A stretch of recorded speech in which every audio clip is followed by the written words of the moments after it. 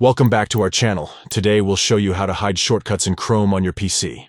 Follow these easy steps to declutter your Chrome browser and create a cleaner workspace. Step 1. Open Chrome.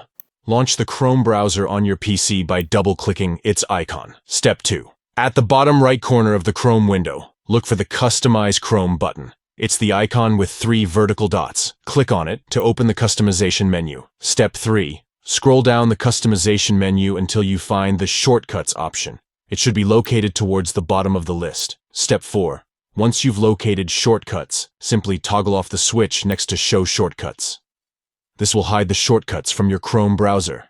And there you have it.